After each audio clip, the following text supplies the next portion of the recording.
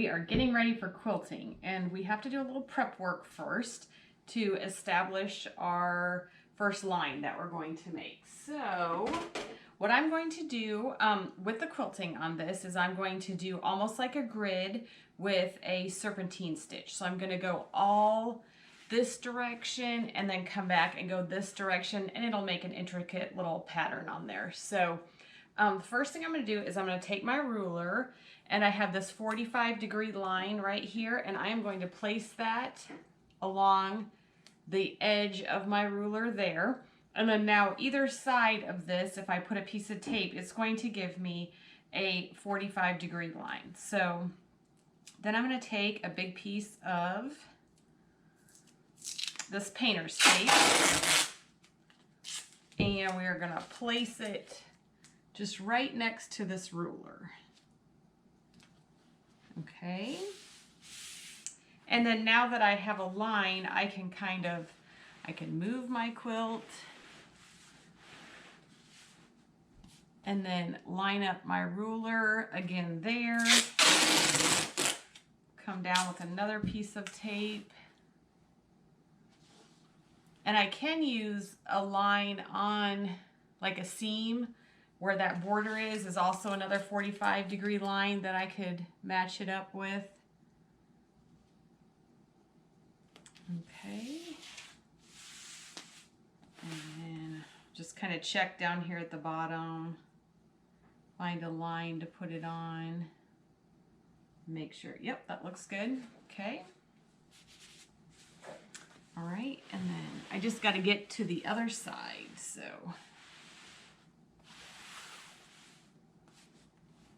Okay, same thing, just line up the ruler, take a piece of tape, and stick it on there.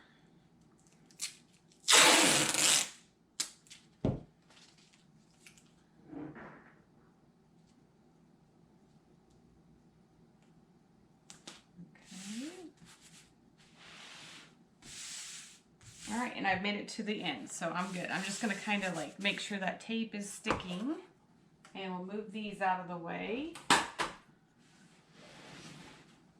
Again, give it a good little press, make sure that it's sticking. Okay, and then we're ready to do some stitching. So I'm going to kind of roll up, let's see.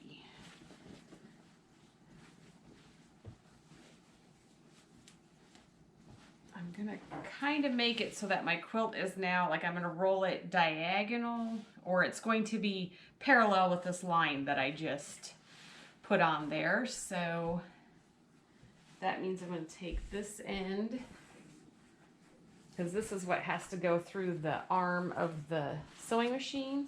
So I'm just going to kind of roll it up like that, and then it'll be ready to go to stick right through the machine. So let's go ahead that way now.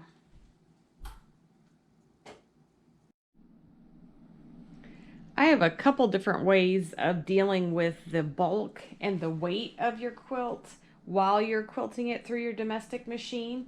And I've just kind of got this thrown up here. I'll remove it for a second.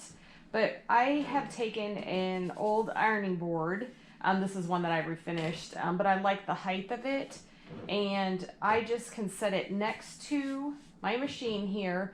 I do have a Sew Steady table on here, and then my husband made this extra wood piece here that kind of fits on it, just to give myself a nice flat area. And then this just can work also to have my quilt just sitting on it, so that's real handy. And then I have another system I'll show you. Let's get this quilt back up here. And so as I'm quilting, I'll just lay that over on the ironing board. And so that works really good to keep the drag off of your quilt. Anything that's pulling at your needle is where you're going to have drag on your quilting. And then I have another system that I'll show you. Okay, this system is a little bit harder to see because the poles on it are black and they blend in with the background. But it is a clothes hanging rack that's just portable. It doesn't have wheels or anything on it. I can just lift it up and move it. I did get it, I wanted it to be a certain width that the legs are apart so that I could either put it beside my machine like this, or it also fits behind the machine. So it can go, my desk fits nicely underneath there. So that's kind of what I was looking for when I found this garment stand. But I've added some bungee cords that have like a, you know, little hook here at the end. And then these clamps, these are pretty sturdy clamps. They're actually hard to open, so I know that they're going to hang onto my quilt really nicely. But it's got 2 of these on here, and so what I can do with that is simply take the quilt and clip it in here, but I think I'm going to need to give myself a little bit more room. So, and then I just adjust it as I'm going, and we'll put this one right here. So I've just got my quilt clamped up in there, and that's going to hang on to it to keep it from falling or dragging, and allows me to move it freely as I'm quilting. So if you can see that hanging there on those clips, and we're going to go ahead and try some quilting. Okay, to begin, I am going to first position my foot, and I have my walking foot on. That is my favorite thing to use when doing this kind of grid type quilting. I like how it feeds the fabric through evenly and I get the best results. So I have it on, and I'm going to start my thread into my batting. So I'm not on the quilt to start, I'm on my batting. Make sure that your backing fabric is pulled up out of the way so you can see it. You don't want that tucked under and then stitched into your quilting. But to start, I am lining my edge of my foot up with that tape line, and I'm going to go ahead and just do a needle up, needle down to pull up my bobbin thread. That way I know that there's not going to be a tail that goes underneath or gets stitched into my quilting.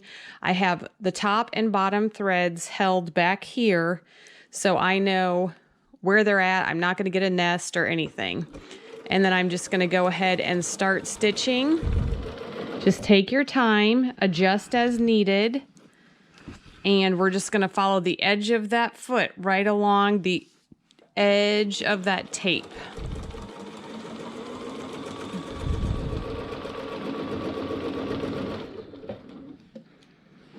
And then this is where I kind of had rolled my quilt, so I'm going to tuck that up here, and it's almost like a handle for me.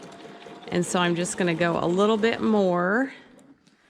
Okay, and I'm going to kind of readjust here. Let's see if we can see. We can't really see yet our stitching line, so I'm going to readjust so we can see a little bit better, and then we'll watch some more of the quilting. Okay, I'm just going to continue sewing where the edge of my foot is along that tape. And I'm just guiding it through. I'm not pushing or pulling, just guiding it along.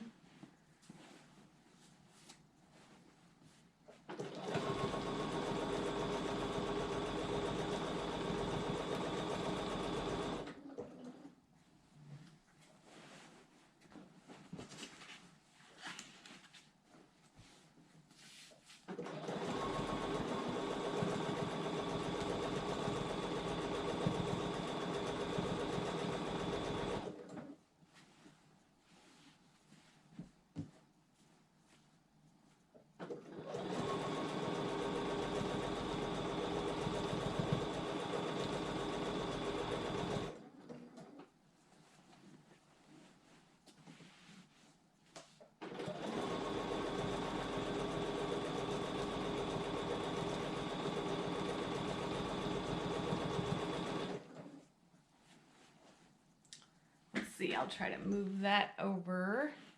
That's where my quilt is hanging on that bar.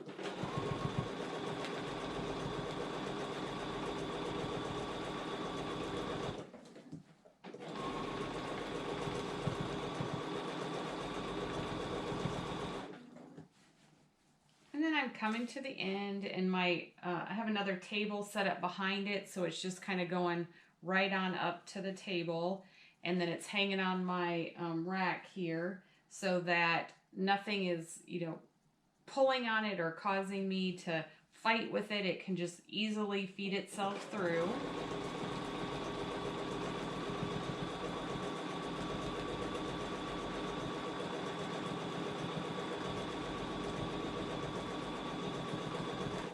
And I'm just going to follow that tape right off the edge.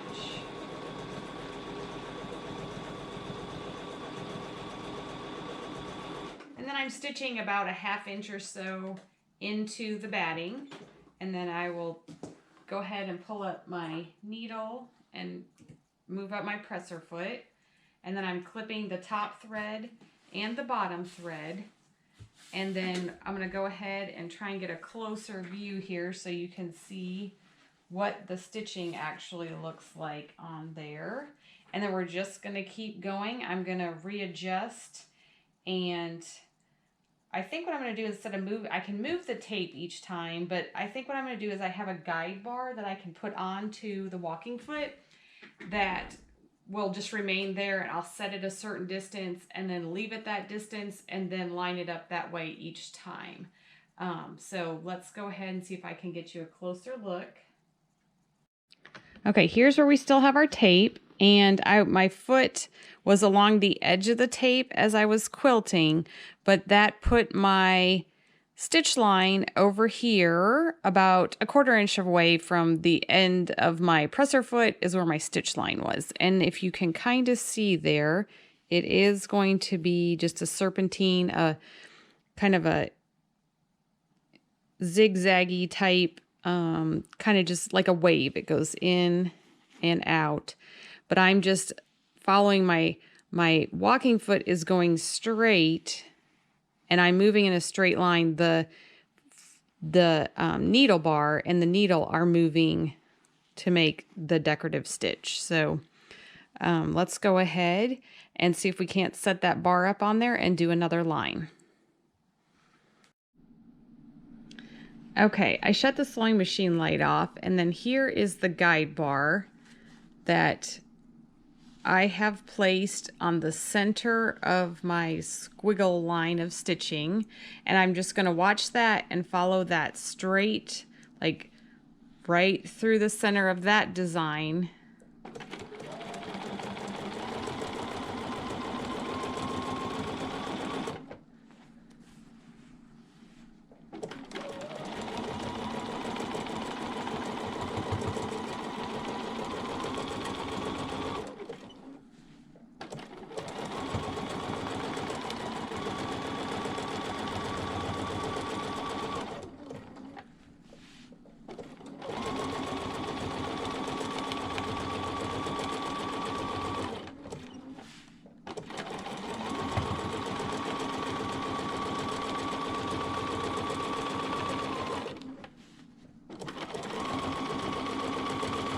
And then I'm just going to keep going till I'm about a 1/2 inch off of that edge.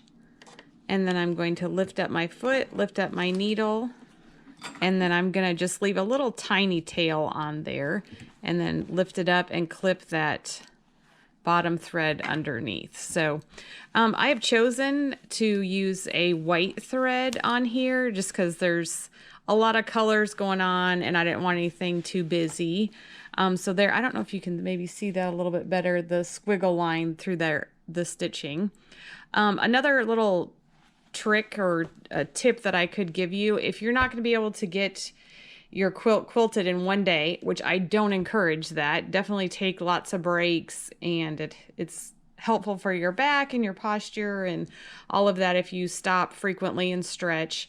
But one thing I do is take a picture of my screen on my sewing machine as to what I have set for the stitch. Let's see if I can set it up there. So there's the screen, and this particular stitch on this machine is a 1396. I can see what my stitch length and width, needle position, everything. So I will take a picture where I can see my screen plus the quilt and some of the stitching in it. So that way I have as a reference, if I shut my sewing machine off, then when I come back, I know exactly what I was doing on this particular quilt for the quilting. Another tip is I went ahead and wound about 3 or 4 bobbins before I started, so that they're ready to go. When I run out of a bobbin thread, I can just quickly change it and not have to keep stopping and starting to wind bobbins. So it is a good idea to wind a few of those ahead of time and just have them ready to go.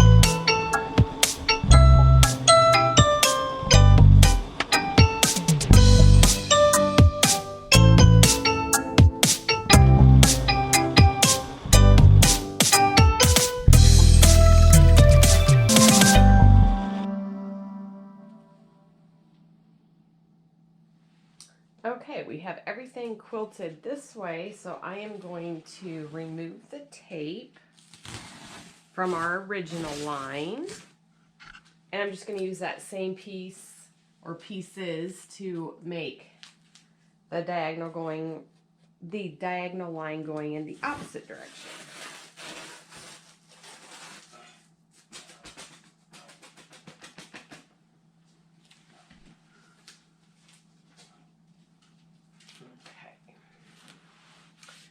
Just get the ruler again, and I'm going to find that 45-degree line and just place it on the edge of my quilt there.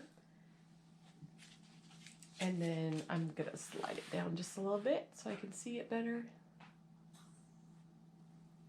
And then just place the tape right next to the edge of that ruler, and that's going to give me a 45-degree line that I can quilt along.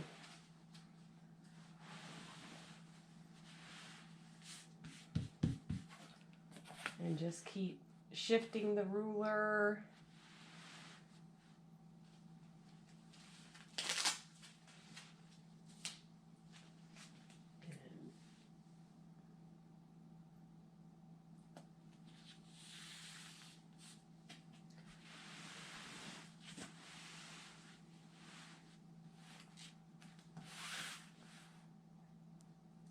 And then I'm going to find a line here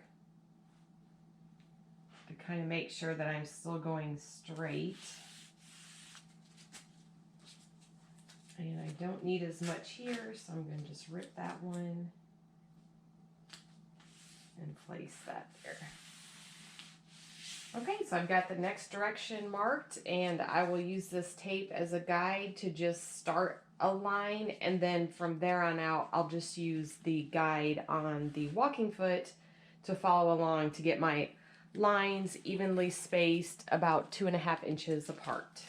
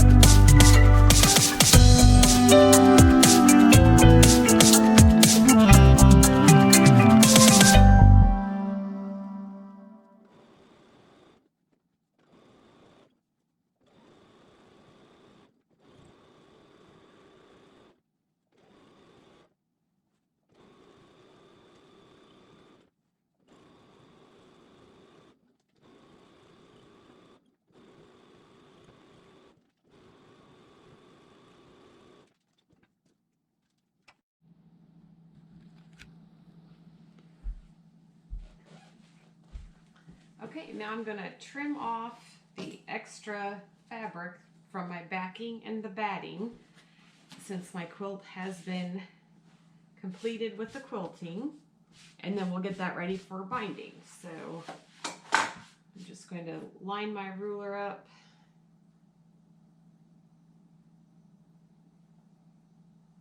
Along the edge, I'm picking a seam line in my quilting to just cut right along.